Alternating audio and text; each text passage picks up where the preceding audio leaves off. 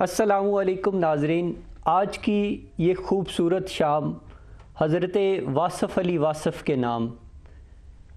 ناظرین، شاعر کہتا ہے کہ میں مر کے بھی بزم وفا میں زندہ ہوں، تلاش کر میری محفل میرا مزار نہ پوچھ۔ حضرت واصف علی واصف کا تعارف جو ہے وہ دنیا میں ایک استاد کے طور پر، ایک شاعر کے طور پر، ایک محقق کے طور پر، ایک مصنف کے طور پر، ادیب کے طور پر کیا جائے تو یہ غلط نہیں ہوگا۔ آپ نے جو کلام پیش کیا، جو تحریر پیش کی، جو نظریہ، جو فکر دی، اس کے اندر انسانیت کو مخاطب کیا گیا ہے۔ آپ نے اپنے فکروں میں، اپنے جملوں میں، اپنی تحریروں میں ایک بہت ہی مختصر پن، جسے کہتے ہیں کہ حقیقی طور پر سمندر کو کوزے میں بند کر کے دکھایا ہے۔ حضرت واصف علی واصف 29 جنوری 1929 کو خوشاب میں پیدا ہوئے۔ ابتدائی تعلیم اپنے آبائی گاؤں میں حاصل کی۔ آپ کے والد گرامی ملک محمد عارف ایک صوفی باصفا اور درویش صفت انسان تھے۔ اللہ رب العزت نے آپ کے گھر میں ہی آپ کو رحمتوں اور برکتوں سے نوازا۔ آپ کا جو ابتدائی زندگی ہے وہ اس سایہ دار شجر کے زیر سایہ گزری جنہوں نے قال اللہ اور قال اللہ رسول اللہ صلی اللہ علیہ وآلہ وسلم کی صدائیں بلند کیں، اور اسی جستجو کو لے کر آپ نے دنیا کے اندر ایک امن کا پیغام دیا، ایک محبت کا پیغام دیا، ایک استاد کی حیثیت سے، ایک شاعر کی حیثیت سے، ایک رہنما کی حیثیت سے ان کی زندگی کو اگر دیکھا جائے، پرکھا جائے، ان کی زندگی کے مختلف جہدوں سے اگر انسان آشنا ہو تو وہاں ایک محبت کا پیغام جو ہے وہ پنہاں اور آپ کی زندگی سے نمایاں ہوتا ہوا دکھائی دیتا ہے۔ حضرت واصف علی واصف فرماتے ہیں کہ انسان سے محبت کرنا ہر کسی کے بس کی بات نہیں۔ اللہ رب العزت جس انسان پہ بہت زیادہ مہربانی فرماتا ہے، مہربان ہوتا ہے، تو اسے اپنے محبوب صلی اللہ علیہ وآلہ وسلم کی محبت سے نوازتا ہے۔ اور محبت اللہ رب العزت کے احسانات میں سے سب سے بڑا احسان ہے۔ یہ کسی کم ظرف اور کم نظر انسان کے بس کی بات نہیں، یہ تو بڑے ہی بلند نگاہ اور عالی ظرف انسانوں کی بات ہے، ان کا کھیل ہے، اور یہ بلند نصیب لوگوں کی بات ہے جس انسان کو دنیا کے اندر، زندگی کے اندر اپنا محبوب حاصل ہو جائے، محبوب مل جائے، تو اس سے زیادہ خوش نصیب دنیا میں انسان کوئی نہیں۔ حضرت واصف علی واصف کی زندگی کے مختلف پہلو جو ہیں وہ مختلف علوم سے وابستہ ہیں، مختلف نظریات سے وابستہ ہیں، مختلف پیغامات جو ہیں ہر جہد میں، ہر دنیا کے ہر مکتبہ فکر کو وہ اعلان کرتے ہوئے، وہ مخاطب ہوتے ہوئے دکھائی دیتے ہیں۔ ان کی زندگی کے اندر شعور بھی ملتا ہے، آگہی بھی ملتی ہے، اور انسان دوستی، انسان سے محبت کا جو ہے درس وہ نمایاں طور پر دکھائی دیتا ہے۔ تمام اولیاء اعظام کی زندگی دیکھ لیں، مشائخ کی زندگی دیکھ لیں، صوفیاء کی زندگی دیکھ لیں، تو اس کا سب سے جو بڑا پہلو ہے، نمایاں پہلو ہے، جو ان کا ظاہر ہے، وہ محبت اور امن کا پیغام دیتا ہوا دکھائی دیتا ہے۔ اسی طرح حضرت واصف علی واصف نے اپنی زندگی کے اندر سب سے زیادہ جس چیز پر زور دیا، اللہ رب العزت کی توحید اور رسول اللہ صلی اللہ علیہ وسلم کی رسالت کے بعد، عشق مصطفیٰ صلی اللہ علیہ وسلم کے بعد انسانوں سے محبت، خدمت خلق کا جو جذبہ ہے اس کو اجاگر کرنے کی کوشش کی، اور اللہ رب العزت نے آپ صلی اللہ علیہ وسلم کو جیسے استاد بنا کر بھیجا، اور آپ کے پیروکار ہونے کی حیثیت سے وہی خاصہ اور وہی نعمت جو ہے اللہ رب العزت نے حضرت واصف علی واصف کو بھی زندگی میں عطا کی۔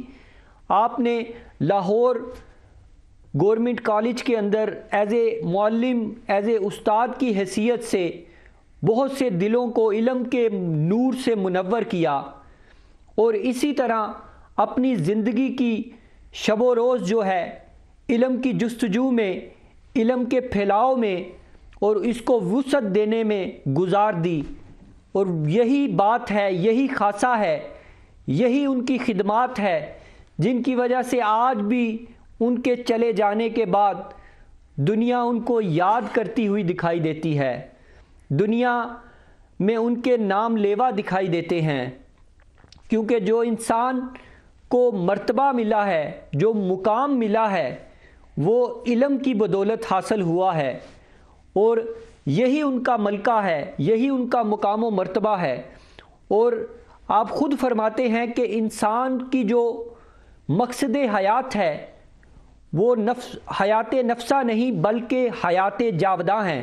ہمارے ساتھ خوش نصیبی ان کے صاحبزادے، ان کے بیٹے، ان کے جانشین صاحبزادہ محمد کاشف محمود صاحب ہمارے ساتھ لائیو کال کے ذریعے لاہور پاکستان سے ہمارے ساتھ موجود ہیں۔ ہم ان سے بات کریں گے کہ انہوں نے اپنے والد گرامی کو زندگی کے اندر کیسا پایا، اور ان کے والد گرامی نے لوگوں کو کیا درس دیا، کس پیغام کو وہ لے کر چلے اور دنیا کے اندر چھوڑ گئے، جس کی وجہ سے آج بھی دنیا کے شرق و غرب میں ان کو یاد کرنے والے، ان کا نام لیوا جو لوگ ہیں وہ موجود ہیں۔ السلام علیکم۔ جی وعلیکم السلام۔ جی صاحبزادہ کاشف محمود صاحب، میں اسٹوڈیو آمد پر آپ کو خوش آمدید کہتا ہوں۔ جی جزاک اللہ جی۔ جی میں آپ سے یہ جاننا چاہوں گا کہ آپ کی نسبت ہے ان سے ڈائریکٹلی، ایک تعلق ہے، ایک رشتہ ہے، اور یہ بہت بڑی بات ہے، بہت اللہ کا انعام ہے آپ پر۔ آپ نے اپنے والد گرامی کو ذاتی زندگی میں کیسا پایا، اور وہ کیسی یعنی برتاؤ کرتے تھے اپنی فیملی کے ساتھ، خاندان کے ساتھ، اپنے بچوں کے ساتھ، اور ان کے ساتھ جو وابستہ لوگ تھے ان کے ساتھ کیسا سلوک رکھتے تھے؟ جی بسم اللہ الرحمن الرحیم۔ یہ تو جو آپ نے سوال پوچھا ہے اس پر تو ایک سوانح بھی لکھی جائے پوری کی پوری تو بھی شاید مکمل احاطہ نہیں ہو سکے گا۔ بے شک۔ بہرحال چند الفاظ میں اگر آپ کو یہ بتانا چاہوں کہ ایک بہت بڑی شخصیت اور اتنی سادہ زندگی گزارے، یہ بہت ہی ناممکن بات نظر آتی ہے۔ آپ نے بہت ہی سادگی سے زندگی گزارا، نمود و نمائش سے ہمیشہ آپ دور رہے۔ اس وقت بھی آپ کے بہت چاہنے والے لوگ موجود تھے، آپ کے پاس آیا کرتے تھے، لیکن آپ ہمیشہ آپ کی یہ کوشش ہوتی تھی کہ زیادہ تر لوگوں کو نہ بلایا جائے، نہ بات کی جائے، زیادہ رش نہ مچایا جائے۔ اس لیے آپ کی جب محافل بھی ہوا کرتی تھی تو اس میں زیادہ سے زیادہ 25-30 لوگ، اس سے زیادہ لوگ آپ نہیں بلایا کرتے تھے۔ تو جو ایک والد کے طور پہ جو آپ نے شفقت فرمائی گھر میں، اس کا ایک تو بہت ہی واضح جو ثبوت ہے کہ آپ کا ایک میں بیٹا ہوں اور 3 آپ کی بیٹیاں ہیں۔ ماشاءاللہ۔ آپ نے زندگی میں کبھی بھی ان میں کوئی خاص فرق نہیں رکھا کہ بیٹے کو کوئی علیحدہ مقام ملنا چاہیے اور بیٹیوں کو علیحدہ سے، بلکہ بیٹیاں بہت چاہت میں آپ نے رکھی۔ تو گھر میں جس طرح سے والد کو اپنے بچوں کی تربیت کے حوالے سے سختی کرنی پڑتی ہے یا جس طرح سے رکھنا چاہیے، آپ نے بالکل ویسے ہی ہمیں زندگی میں رکھا۔ ہماری تعلیم پر توجہ دی، ہمارے ساتھ ایک خاص ایک ڈر بھی رکھا، اور ساتھ میں آپ نے ایک ہمیں فرینکنس بھی عطا کی ہوئی تھی کہ ہم اپنی باتیں، اپنے مسئلے آپ سے کمیونیکیٹ کر سکیں، آپ کے ساتھ بات کر سکیں. اور زندگی کی چھوٹی چھوٹی حقیقتیں جو تھیں آپ نے اس وقت سے ہمیں بیان کرنی شروع کر دی، جس کا شاید ہمیں اس وقت ادراک نہیں تھا. جیسے آپ نے مجھے کہا، بچپن میں کہا کہ بیٹا دیکھو میرے بعد گھر میں ایسے رہنا جیسے میری موجودگی میں رہتے. تو اس وقت تو مجھے نہیں سمجھ آتی تھی کہ اس بات کا کیا مطلب ہے، لیکن جیسے جیسے شعور ملا، بات سمجھ میں آئی، تو پھر میں نے غور کیا کہ یہ تو بہت ہی قیمتی بات ہے کہ موجودگی اور غیر موجودگی کا فرق ہی آپ نے مٹا دیا. تو آپ سن رہے ہیں جی میری بات؟ مجھے جی کاشف صاحب ہم سن رہے ہیں، آپ گفتگو جاری رکھیے، بہت اچھی آپ کی جو ہے باتیں. تو آپ نے گھر میں جو شوہر کا کردار ہے وہ بہت ہی خوش اسلوبی سے اور بہت ہی کامیابی سے آپ نے اپنا سفر کیا. بلکہ میں آپ کو بتاؤں کہ جب آپ کے آخری ایام تھے، آپ ہاسپٹل میں ایڈمٹ تھے، جی تو میری والدہ تشریف لائی، تو آپ نے کہا کہ اگر مجھے ایک اور زندگی میں ملے جی تو میں اگلی زندگی میں تمہارے ساتھ ہی گزارنا چاہوں گا. کیا تو میری والدہ کا یہ سن کے نا چہرہ کھل اٹھا ایک دم سے. جی مجھے بھی بڑا اچھا لگا کہ کیا آپ نے ریگارڈ دیا پوری زندگی کا، والدہ کی محنت کا، کہ اس طرح کا فکرہ آپ کی طرف سے عطا ہوا تھا. جی تو ہمارے ساتھ تو بچوں کے ساتھ بہت ہی شفقت تھی، بہت پیار تھا. ایجوکیشن پہ ہمیں بہت فوکس کرواتے تھے. جی ہمارے شب و روز میں جب امتحان آتے تھے تو ٹی وی بند کر دیا جاتا تھا، پڑھائی بھی زیادہ کرائی جاتی تھی.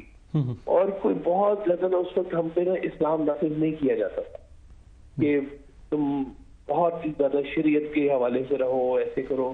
بلکہ آپ کہتے تھے کہ بچوں کو دنیا کی تعلیم بھی دو تاکہ وہ معاشرے میں علیحدہ نہ ہو، اور ان کو دین کی تعلیم اس لیے دو کہ ان کی عاقبت بڑھ سکے. بے شک بے شک. تو آپ وہ ہر طرح سے چاہتے تھے کہ بچے جو نا معاشرے میں بھی اپنا مقام رکھیں قائم، اور دینی حوالوں سے بھی جو ہے وہ اپنی شناخت اور اپنی عاقبت کے حوالے سے ضرور کام کریں. جی اور جو فیملی میں آپ کا ایک خاص رویہ تھا وہ ایک بڑے بزرگ کی طرح سے رویہ تھا، بہت ہی جوانی کی عمر سے. جی جب آپ بہت جوانی کی عمر میں تھے تب بھی پوری فیملی والے آپ کو ایک بہت ہی سیریس شخص کے طور پہ آپ کو دیکھتے تھے، اور اپنے مشورے، اپنے باتیں، اپنے مسائل آپ سے اس وقت بھی ڈسکس کیا کرتے تھے اور آپ سے رہنمائی آپ کیا کرتے تھے. جی سبزار صاحب، یہاں میں آپ سے یہ بھی پوچھنا چاہوں گا کہ آپ کو ان کے جانے کے بعد آج جو ظاہری حیات جو ہے ان کی وہ نہیں ہے، تو آپ کو کیا یعنی محسوس ہوتا ہے؟ ان کی کمی بھی ظاہر ہے، یہ تو ایک فطری عمل ہے، لیکن ان کے جانے کے بعد کیا آپ کو محسوس ہوتا ہے؟ کیا جذبات آپ کے دکھائی دیتے ہیں؟ یہ بہت مشکل سوال ہے جی. یہ تو ایسے سوال جو ہے نا کہ وہ تو اندر چھو جاتے ہیں. میں صرف اس بات پہ تو اتنا ہی کہنا چاہوں گا کہ آپ کا ایک شعر ہے کہ ابر رحمت میری نظر سے گزر، چل رہے ہیں چنار آنکھوں میں. سبحان اللہ. تو میرے لیے تو بہت مشکل ہے یہ بات بتانا کہ آپ کی ظاہری طور کی جو زندگی جو میں سب خاص شخصیت تھی آپ کی، بے شک، اور اس کو میں جو اب کمی کو محسوس کرتا ہوں، جی وہ میرے لیے بہت بہت بڑا فرق ہے. جی پہلے تو مجھے ایک دم سے آپ کی جب مثال کے وقت ایسے لگا کہ جیسے میرے سر سے جو ہے نا واقعی ایک ہتھ اڑ گئی ہے، بالکل مجھے ایسے محسوس ہوا. جی بے شک. لیکن بہرحال پھر مجھے آپ کی طرف سے شفقت ملتی رہی اس طرح کسی حوالے سے، کسی نہ کسی طریقے سے، جی کوئی بات کے ذریعے، کبھی آواز کے ذریعے، کبھی خواب کے ذریعے، کچھ نہ کچھ آپ کی مہربانی رہی. جی جی میں سنبھلتا گیا، اور وہ جو زندگی میں جو آپ نے پرورش کی تھی، وہ پرورش کو یہی دیکھا کہ جو آپ نے فکرہ کہا تھا نا کہ بیٹا میرے پاس ایسے رہنا جیسے میری موجودگی میں رہتے، بے شک. تو مجھے سمجھ میں آیا کہ یہ فکرہ کہاں کہاں پہ زندگی میں کام آتا ہے۔ جی صاحبزادہ صاحب، یہاں میں یہ بھی پوچھنا چاہوں گا کہ 30 اپریل جو ہے وہاں پہ آپ ایک اجتماع جو ہے لاہور کے اندر میانی صاحب قبرستان میں اس سے پاک کے حوالے سے جو ہے حضرت واصف علی واصف کے وہ بھی انعقاد پذیر ہو رہا ہے، تو آپ لوگ وہاں پہ یعنی نشست و برخاست بھی ہوتی ہے، ان کی گفتگو بھی ہوتی ہے، ان کی زندگی کے مختلف جو پہلو ہیں وہ اجاگر کیے جاتے ہیں، لوگوں کو آشنا کیا جاتا ہے ان کی سوچ ان کی فکر سے۔ تو یہاں پہ جو برطانیہ کے اندر یا یورپ یا پوری دنیا کے اندر جو رہنے والے لوگ ہیں، جو انسان ہے، ان کو ان کی زندگی سے کیا پیغام ملتا ہے، کیا حاصل ہوتا ہے؟ پیغام تو جی ان کا بہت پوری انسانیت کے لیے پیغام ہے۔ آپ نے جو اپنی تعلیمات دی ہیں، ایک تو وہ اس کی سب سے بڑی خوبی یہ ہے کہ وہ کسی بھی سیکٹ میں کسی بھی فرقے میں کہیں پہ بھی کنٹراڈکشن میں وہ نہیں آتے۔ بے شک بے شک۔ آپ فرماتے تھے کہ اسلام کو اتنا سادہ کر لو جتنا حضور پاک کے زمانے میں تھا، سبحان اللہ، مکمل اسلام کی شکل میں وہ موجود رہے گا۔ بے شک۔ تو سادگی جہاں تک ہے وہاں تک کسی کو کوئی اعتراض نہیں ہے۔ جی جی، جہاں پر اس کے بیچ میں آگے چیزیں شامل ہونا شروع ہو جاتی ہیں، اعتراض وہاں پر پیدا ہونے شروع ہو جاتے ہیں۔ بے شک۔ تو آپ اس لیے کہتے تھے کہ اسلام کو اس کی اصل حالت میں اگر کسی نے محسوس کرنا ہے تو اس دور کو دیکھے جس دور میں حضور پاک نے کہا تھا کہ اب تم پر دین مکمل کر دیا گیا۔ بے شک۔ تو وہ ایک مکمل دین ہے، اس کی وہ خالص شکل میں تھا۔ تو آپ کہتے تھے کہ اس جگہ کو دیکھو، وہاں پر کیا باتیں تھیں، جی بس جی، اسی کو اپنی زندگی میں رائج کرنا شروع کر دو تو تمام چیزیں یہ حل ہونا شروع ہو جائیں۔ بے شک۔ جو دور بیٹھے ہیں، میں تو کہتا ہوں کہ جو پاس بھی بیٹھے ہیں اور جو دور بھی بیٹھے ہیں، کوئی ان میں خاص فرق نہیں ہوتا، یہ تو ایک یاد کا حوالہ ہوتا ہے۔ بے کئی شک دور بیٹھے ہم سے زیادہ قریب ہوں گے اور کئی قریب بیٹھے بہت دور بھی ہوں گے۔ بے شک بے شک۔ آپ فرماتے تھے کہ جس دے دل وچ یاد ہے ساڈی، جی، او دی ساڈی اکو گور۔ کیا بات، کیا بات ہے۔ تو وہ جو آپ کی تعلیمات پر چل رہا ہے، جو معاشرے میں منشیت بخش بنا ہوا ہے، جو لوگوں سے حسن سلوک رکھے ہوئے ہے، جی جی، وہ آپ کی یاد میں ہے، اور وہ چاہے وہاں ہے چاہے وہ یہاں ہے، وہ آپ کی کثرت کے بیچ میں موجود ہے۔ بے آپ شک۔ کی تعلیمات کا خاصہ یہی ہے، دور قریب کی بات ہی کوئی نہیں۔ ہم تو یہ 3 دن ہیں، یہ عرس مبارک کے ہیں جی جی، جو سرکار کا سال کے 22، 23 اور 24 رجب کے حوالے سے ہم منعقد کرتے ہیں، جی جی، لیکن آپ فرماتے ہیں کہ عرس والے کے لیے ہر دن عرس ہی ہوتا ہے۔ بے شک۔ وہ یاد کا حوالہ ہر دن رکھ سکتا ہے، جی جی، اس کے لیے کوئی 3 دن کی قید نہیں ہے، وہ 365 دن اسی کیفیت میں وہ رہ سکتا ہے۔ صحیح۔ جیسے آپ فرماتے تھے کہ نظر چاہتا ہوں کہ آپ فرماتے تھے کہ جو نماز ہے وہ جی، اصل تو مسجد سے باہر ہی قائم رکھنے کا حکم ہے۔ مسجد میں تو پڑھ ہی لیتے ہیں سب، صحیح بات۔ مسجد سے باہر بھی اگر آپ اسی کیفیت میں ہیں تو سمجھے نماز قائم ہو گئی ہے۔ جی جی، تو یہی آپ کی تعلیمات ہیں کہ اپنی زندگی میں جو ہے نا اللہ کو شامل رکھیں، بے شک۔ آپ اللہ کا حکم مانیں، محبت جو ہے حضور پاک صلی اللہ علیہ وسلم سے کریں اور خدمت انسان کی کریں، بس یہ مکمل دین ہے، اسی پر ہی چلتے ہیں۔ بے اور شک اس میں ہی بڑی سادگی اور بڑی عبادت ہے اس کے بیچ میں۔ بے شک انسان کی خدمت اس لیے کرنا کہ وہ اللہ کی بنائی کی مخلوق ہے، یہ بڑی قیمتی بات ہے۔ بے شک۔ آپ ایک شعر اکثر سنایا کرتے تھے کہ جب سے سنا ہے یار لباس سے بشر میں ہے، واہ، اب آدمی کچھ اور ہی اپنی نظر میں۔ بے شک بے شک، صبح۔ اس کو اس کی نظر سے دیکھنا یہ بھی بہت قیمتی بات ہے۔ جی جی، بے شک۔ تو دور قریب کی بات نہیں ہے، یہ تو صرف ایک رجوع کی بات ہے۔ جو اس رجوع میں قائم ہے وہ کہیں بھی ہے، وہ قریب ہے۔ جی بے شک، دلوں میں جو محبت ہے، دلوں کے اندر جو جذبہ ہے وہ ہونا چاہیے۔ صاحبزادہ صاحب، آپ کے قیمتی وقت کا میں بہت شکر گزار ہوں۔ بہت سے لوگ جو ہیں پوری دنیا کے اندر جو وہ 180 سے زائد کنٹریز کے اندر ہمیں سن رہے ہیں، انہوں نے بھی آپ کی جو ہے گفتگو سے وہ مستفید ہوئے وہ لوگ، اور بڑی بہت مہربانی آپ کی شامل ہونے کی۔ تو ہمارا یہ سلسلہ جاری رہے گا ہم آپ کے بہت شکر گزار ہیں. ہمارے ساتھ جو دیگر مہمان موجود ہیں ان کا میں تعارف کروانا چاہوں گا کہ ہمارے اسی طرح واصف خیال سنگت کے جو چیف آرگنائزر ہیں میر جہانگیر صاحب گجرانوالہ پاکستان سے، وہ بھی ہمیں لائیو کال کے ذریعے ہمارے پروگرام میں شامل ہوں گے.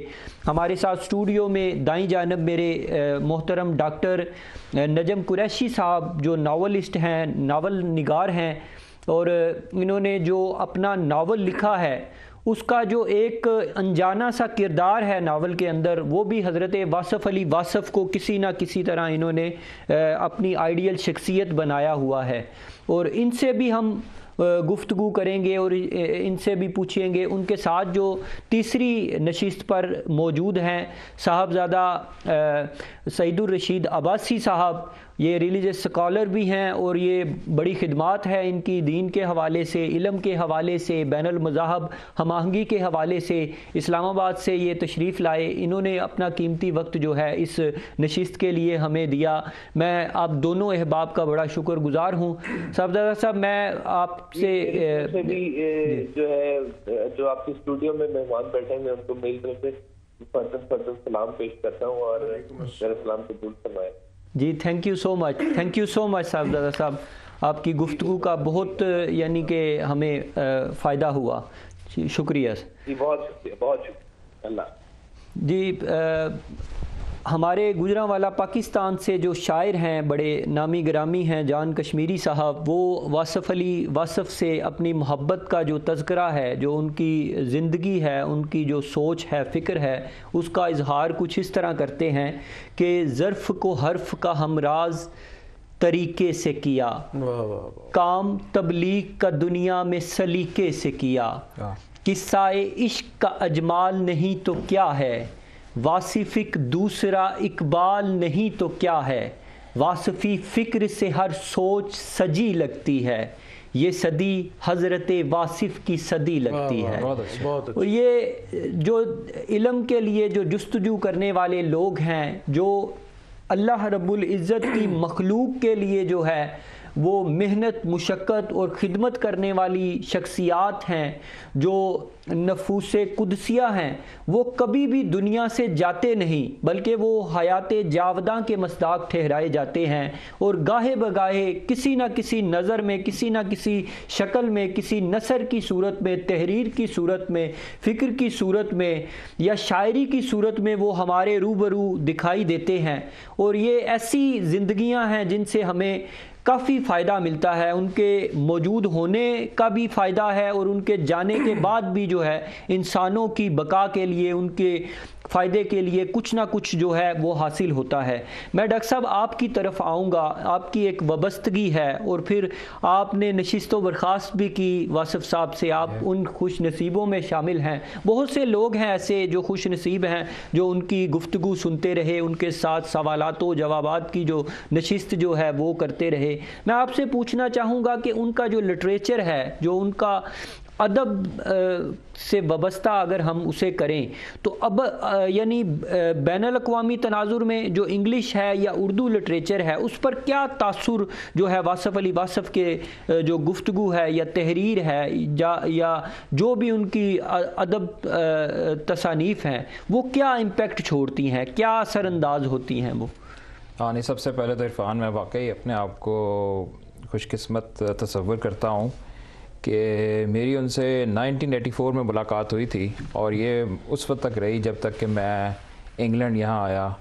بلکہ مجھے یاد ہے جس دن میں نے آنا تھا اس سے اگلے دن ان کی محفل تھی اور اس محفل میں انہوں نے میرے لیے وہاں پہ دعا کرائی تھی، جس کا میں سمجھتا ہوں کہ میں بے حد خوش نصیب ہوں کہ میرے لیے وہ دعا کے لیے ہاتھ اٹھے، جو کہ ہاتھ بہت ہی قیمتی تھے. جہاں تک آپ نے پوچھا اس کا کہ ان کا کیا امپیکٹ ہے، تو اگر ہم مختلف کتابوں کے لحاظ سے لیں، جیسے کرن سورج ہے، اس میں چھوٹی چھوٹی سی نگٹس آف وزڈم ہے، بڑی خوبصورت سے بڑی عقل مندانہ اور دانش مندانہ باتیں ہیں. تو اس کو اگر ہم کمپیئر کریں تو اس قسم کی کتاب آج سے 400 سال پہلے ایک فرینچ پولیٹیشین، اس کا نام تھا لا روشے فوکارڈز، 1662 میں اس نے یہ اپنی کتاب چھاپی تھی، جس میں اس میں صرف 150 کے قریب اس نے جملے لکھے تھے، جو اس نے وہ پولیٹیشین تھا، اور 40 سال کے بعد مجھے لگتا ہے کہ بہت ہی ذہین پولیٹیشین تھا، کیونکہ 40 سال میں اس نے اس کو خیر بات کر دیا، کیونکہ اس سے زیادہ جو 40 سال سے اوپر پولیٹکس میں رہے اس کے بارے میں کچھ شبہ ہونا چاہیے کہ وہ واقعی اپنے ذہنی طور پہ بندہ ٹھیک ہے کہ نہیں۔ بہرحال تو ان کے جو ہیں، دیکھ لیں اب آپ، یہ لا روشے فوکالٹ کے میکسمز جو ہیں تقریباً 450 سال تک زندہ ہیں، اور لوگ ابھی بھی ان کو اتنے ہی شوق سے پڑھتے ہیں، اور ان میں وہی دانش کی بات ہے۔ تو بات یہ ہے کہ صدیوں کی جو دھول ہوتی ہے یہ سچائی کو دھندلا نہیں سکتی، اور یہی بات جو ہے واصف صاحب کی کرن سورج میں ہے کہ انہوں نے جو چھوٹی چھوٹی چیزیں لکھی، بلکہ مجھے یاد ہے جب یہ کتاب ان کی پبلش ہوئی تھی 1984 میں، تو اس زمانے میں قدرت اللہ شہاب صاحب زندہ تھے، تو انہوں نے کہا کہ واصف صاحب آپ کو اس کی ایک تفصیل بھی لکھنی پڑے گی، یہ ہم جیسے لوگوں کے لیے نہیں ہے۔ تو واقعی انہوں نے پھر اس کے بعد اس پہ لکھی۔ تو آئی تھنک کرن سورج جو ہے، اس کو میں بالکل دنیاوی ورڈ لٹریچر میں اس کو میں بالکل لا روشے فوکالٹ کے ساتھ رکھوں گا، اور میرا خیال ہے کہ اگر وہ فرانسیسی مفکر کی کتاب 400-450 سال سے پڑھی جا رہی ہے، تو میرا خیال ہے کہ ان کی کتاب بھی جو ہے یہ کرن سورج، یہ سدا بہار کتاب ہے، اور یہ سورج کی طرح رہے گی، اور اس میں آنے والے لوگوں کے لیے بڑے کام کی باتیں ہیں جو کہ ہم کو پڑھنی چاہیے اور اس پہ عمل کرنا چاہیے۔ میں سدا بہار، آپ نے جو جملہ آیا تو مجھے واصف صاحب کا جو ہے ایک وہ شعر یاد آ گیا کہ میرا نام واصف باصفا، میرا پیر سید مرتضیٰ، میرا ورد احمد مجتبیٰ، میں سدا بہار کی بات ہوں۔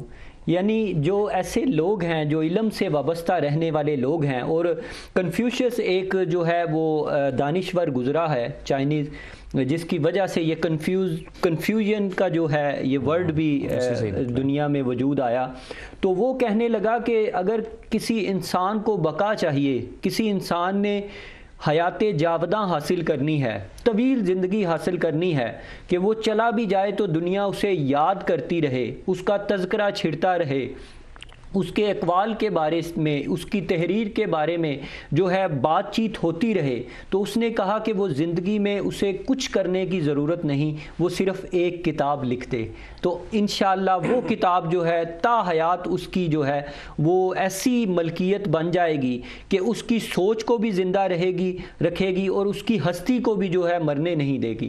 میں صاحبزادہ صاحب آپ کا بڑا شکر گزار ہوں، آپ نے بڑا قیمتی وقت دیا۔ میں آپ سے پوچھنا چاہوں گا کہ جتنے صوفیاء ہیں، اولیاء کرام ہیں، آپ کی طرف بڑھنے سے قبل جو ہے میں ایک، ناظرین یہاں ہم ایک مختصر سا وقفہ لیں گے، ہمارے ساتھ رہیے گا، یہ ہماری نشست جو ہے، یہ خوبصورت شام ہے، یہ جاری رہے گی۔ شکریہ۔